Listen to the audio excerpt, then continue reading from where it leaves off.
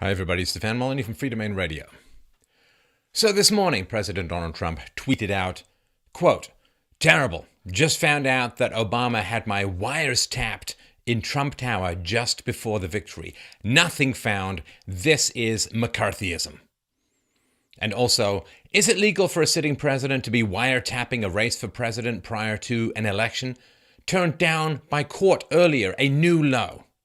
And I bet a good lawyer could make a great case out of the fact that President Obama was tapping my phones in October just prior to election.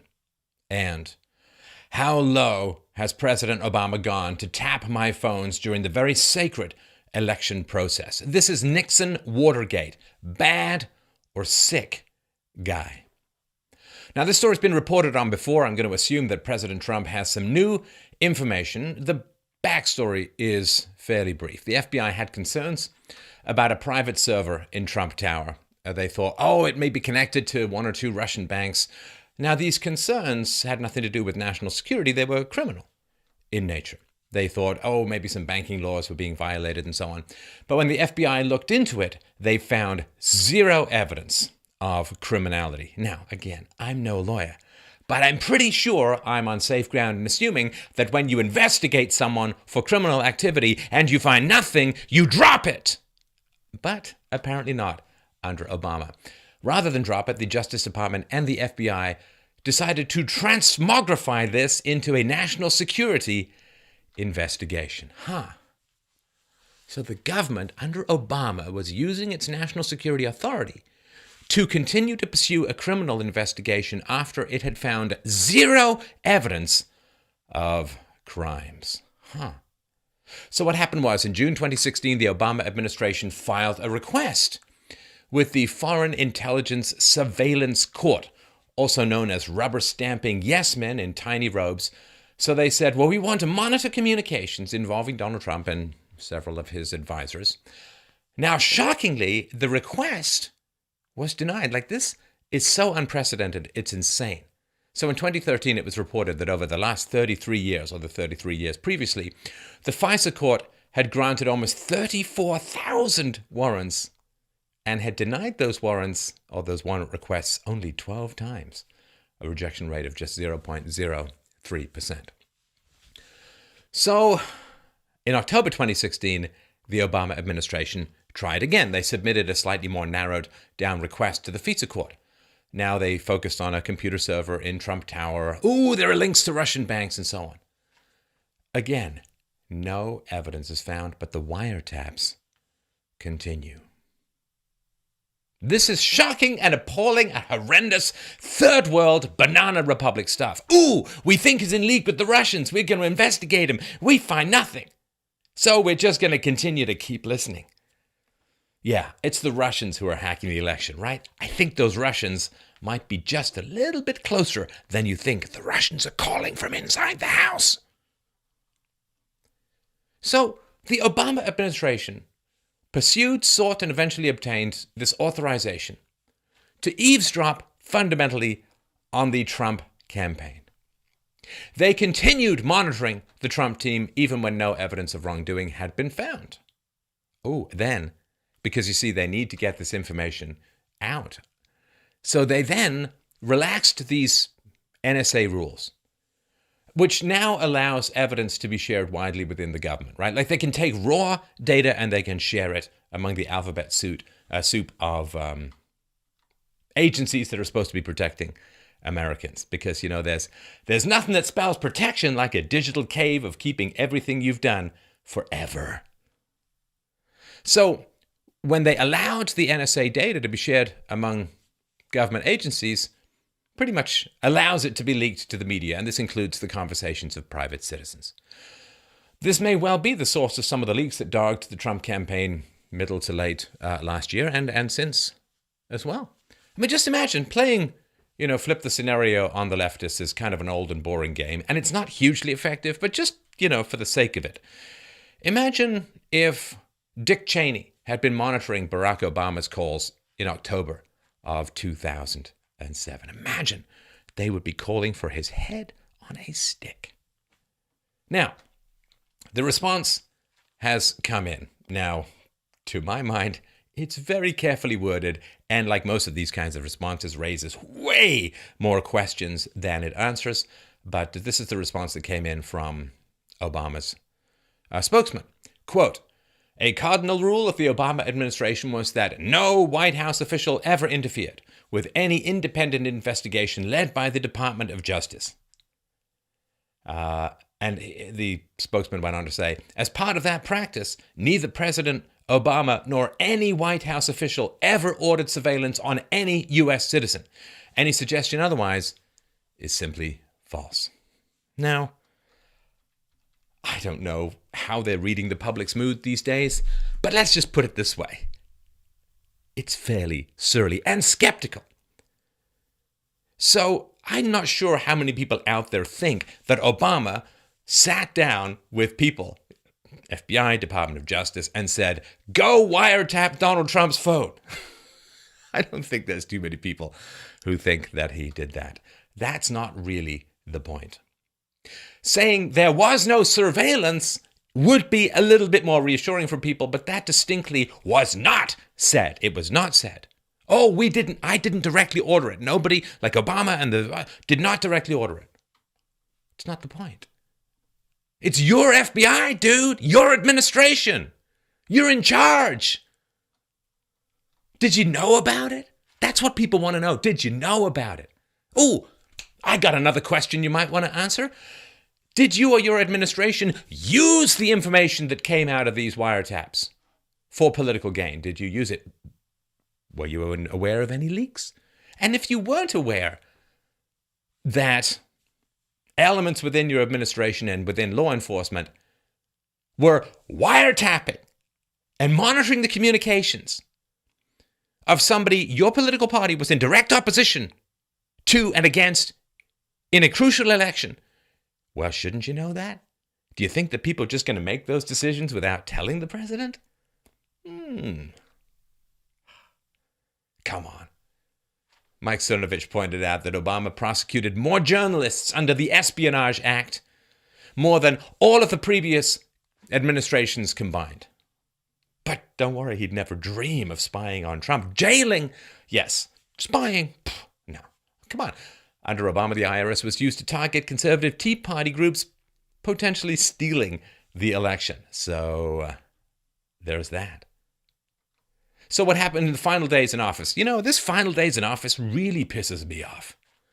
You know, you don't have a mandate when you've been voted out on your ass. You don't have a mandate. Stop doing shit right at the end of your presidency when you've had a clear mandate to get lost. There's not a mandate for you to say, ooh, well, they really voted in an inexperienced politician who just wandered in to become president rather than somebody we fielded on who had 30 years of experience and access to all of the muddled yet brilliant yet creepy yet gropey political intelligence of Bill Bubba Grab Clinton. You don't have a mandate. But in the final days in office, Obama signed a law allowing the NSA to more easily disseminate, quote, raw signals intelligence information. This is among the CIA, FBI, and so on. This is not without precedent. So Barack Obama, according to a German newspaper, quote, approved tapping Angela Merkel's phone 7 years ago. Now, tapping Angela Merkel's phone, I don't know. Given the decisions she's making in Germany, the only thing I can think of is they've got something really bad on her, and they're making her dance to some globalist tune because I have no idea why she's so hell-bent on undoing Germany at the moment with her various initiatives. But this goes back to, some people say, back to 2002, 2003, that they were hacking her phone. But yeah, in 2010, President Obama was told that the U.S. is monitoring Angela Merkel's phone. And he allowed it to continue. Again, this is according to a German newspaper. We'll put the links to this below. So that seems kind of important. Did he order it? No. Did he know about it? Yes. Did he allow it to continue? Yes. Was that explicitly denied in his response? No.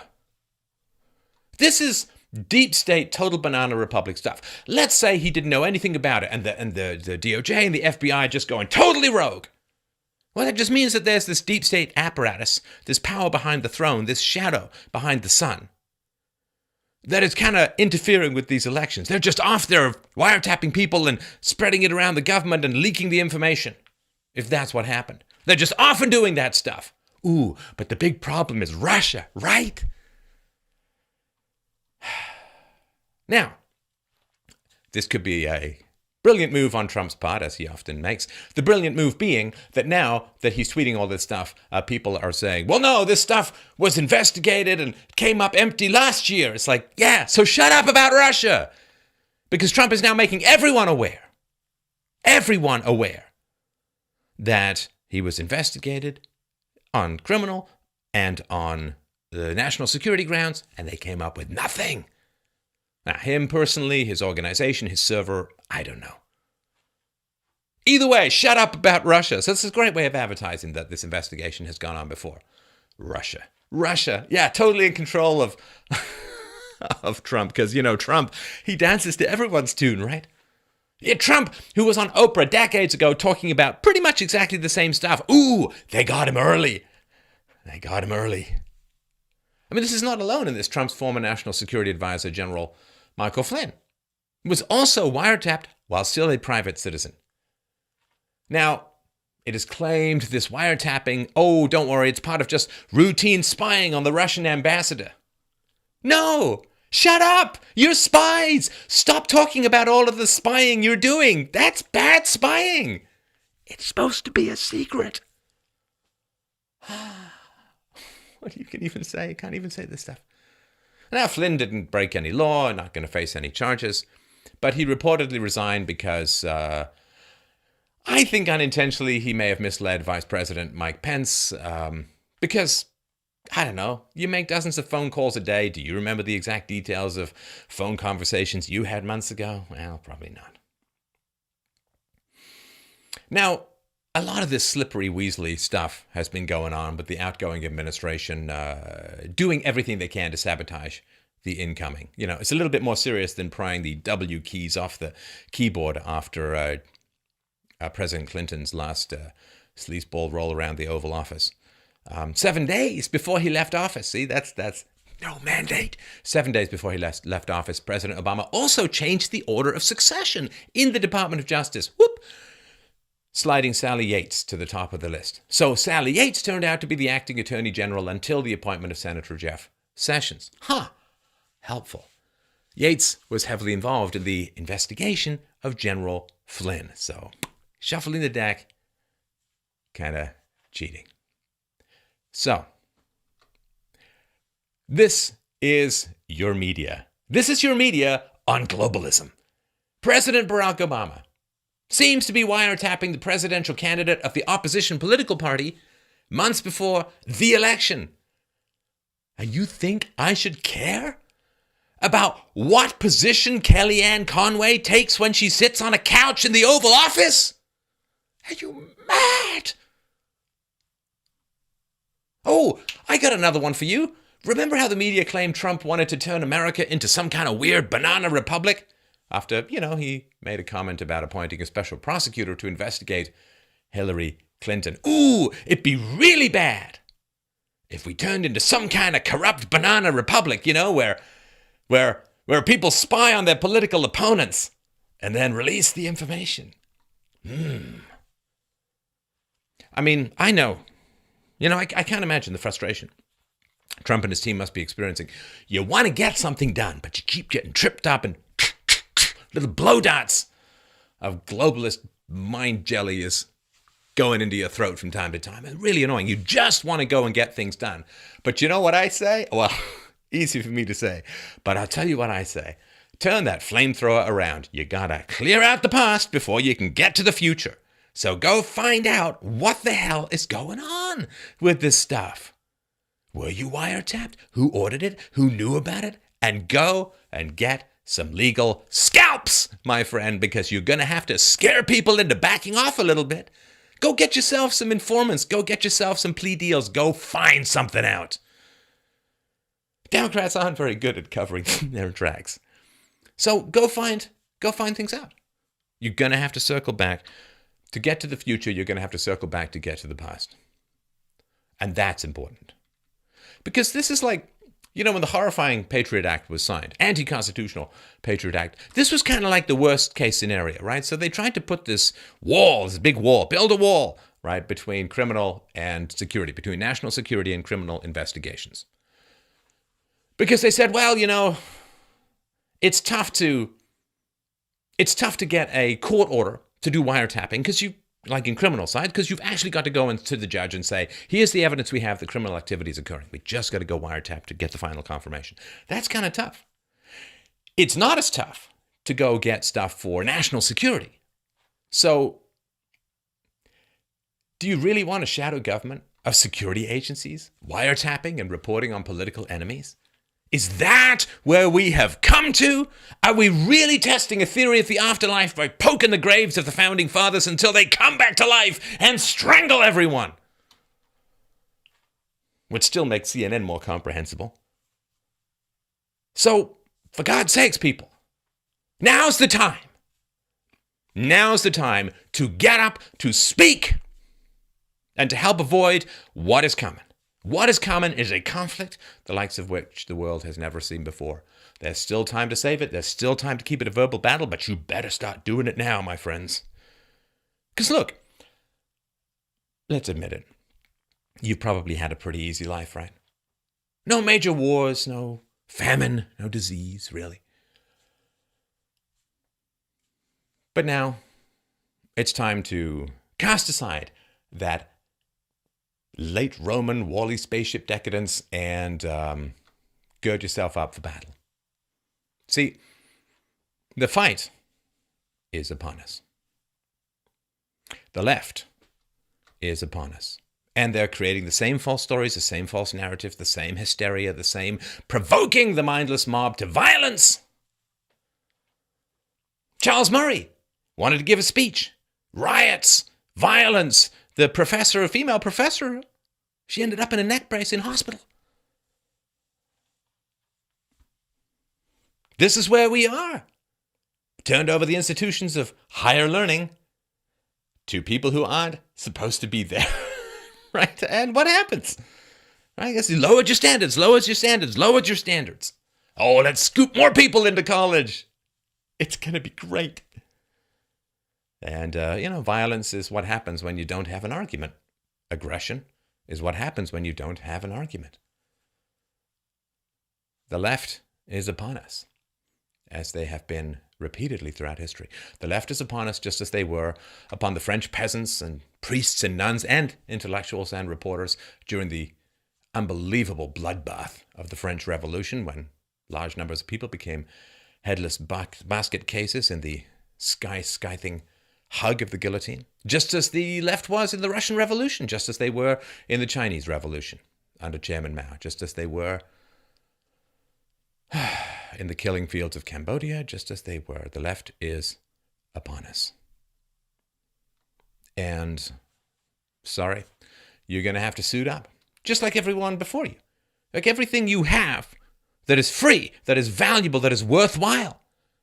Freedom of speech, freedom of trade, freedom of conscience, freedom from forced association. Everything you have is because magnificent people in the past fought for it. They defined it and they fought for it. And the battle was verbal. It's only when the verbal battle is lost through the cowardice of people with the better ideas, that is when words become swords. Everything you have is because people thought and fought with their language, with their willpower. Because that's all it is. That's all it is. People say to me all the time, what do you think the future's going to hold? What do you think the future's going to be? Where do you think we're heading? My answer's always the same. Wherever you want to go, wherever you're willing to commit to, that's where we're going to go, and no other place. History. It's not some big movement. It's not some big tide coming in, tide going out. History is nothing more than the willpower of specific individuals. History is willpower, plain and simple. Those who wish to control you, those who wish to bury you, those who wish to strip you of the freedoms your ancestors fought for, they are upon you. And you can appease, and you can deny, and you can try to avoid a little trouble in your life, which is cowardly and contemptible and utterly unworthy to maintain everything that you have inherited. You don't have to invent it. You don't have to make the car. You just got to maintain the car. Because here's all it comes down to, my friends. If other people, if other groups, if they want your subjugation more than you want your freedom, they will win. And you will regret it forever as you live the rest of your lives on your knees, if you're lucky.